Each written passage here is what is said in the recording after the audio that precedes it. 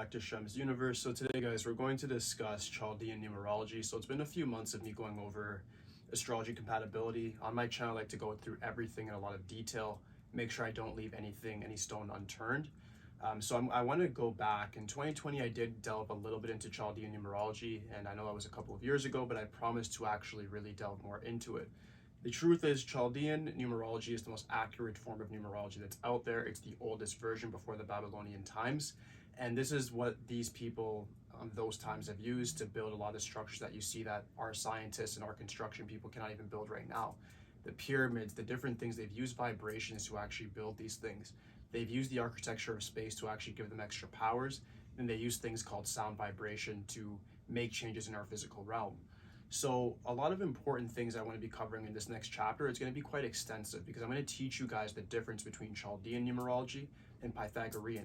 If you guys have gotten a reading off me, it's always been the Pythagorean numerology that I've covered for the most part, and I've never really got into the Chaldean aspect of it that deeply. Today I definitely want to make sure that I do that, and going forward for the next week or two, I'm going to be really going into how Chaldean numerology works and then how it's divided up. So to start off, I've discussed this before, I'm going to reiterate it again. Chaldean numerology has three basic premises. The first one would be your life path number, what they call a Vedic number, which you guys should know. That's your full date of birth. You add it all together, and then you get a sum digit. The difference here, which we're going to discuss all the different destiny numbers that you can get, it's up to about 45 for destiny numbers. You still look at the compound number. Some Pythagorean numerologists do look at their compound number that comes before getting into a single digit, but not a lot of them do. Your compound number means a lot in Chaldean numerology, and it's going to mean a lot in regards to the definition of your life path and the way in which it's going to be interpreted into your life. The single digit number of your life path is more so your internal spiritual process, and then the external is what people are going to see and more about a different description of the path. So to give you guys an example, some people can be a life path 8, but they'll be a life path 26/8 or a life path 17/8. A 26/8 person might have a little more artistic skills. Their life path might be a little more chaotic at times, but they also could become successful even quicker. The 17 might have some karmic rewards that they've received, and then as a result, they have different skill sets that they can manage and become famous over a longer period of time, and then in turn leave behind a legacy. So they still have essentially the same path, but there's going to be different ways in which that they're going to get there. That's the first premise. So I'm going to cover all the destiny numbers in more detail in the next couple of days.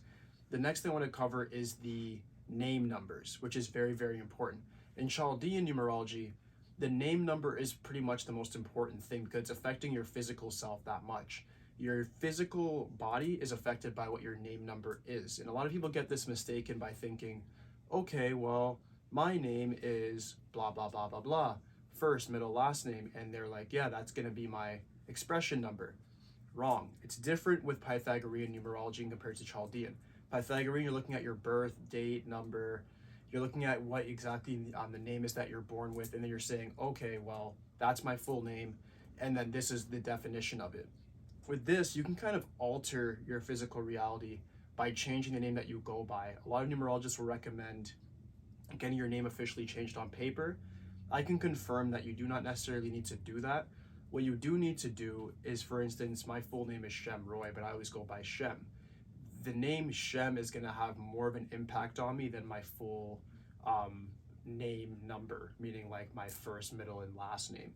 The name Shem has the most weight because that's sound vibration. It's being said, reiterated every day by myself, by other people, and it's being the thoughts of people when they think of me. They're not thinking of Shem Roy, they're thinking of Shem. I named my channel Shemsuniverse. Shem still governs the vibration of even my own business. So that's the main name that's actually going to control my reality in that respect. If there's compatibility between your name number and your life path, better known as the Vedic number, you're going to have a lot of good luck in this life because you have two inner disciplines that are doing the same thing for you, and they're in the same line, they're moving linear.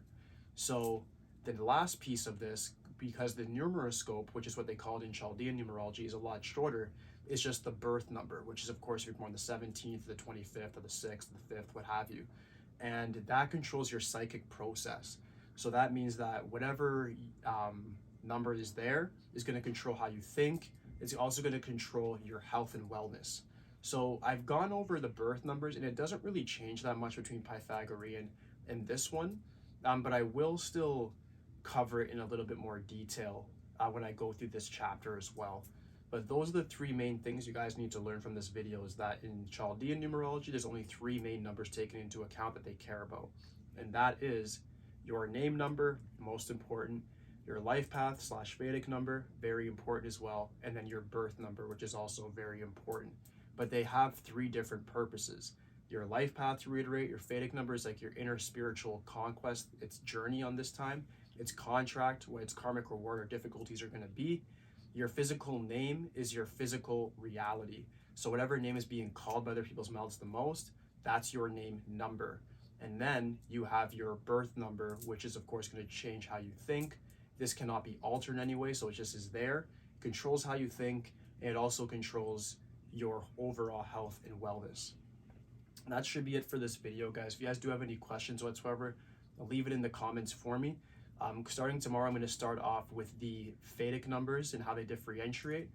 But if you guys have any questions or any suggestions, you guys want me to go over anything in more detail, let me know. But I'll begin tomorrow with the life path numbers and then go from there. Thank you guys so much for your time. That's it, guys. Peace.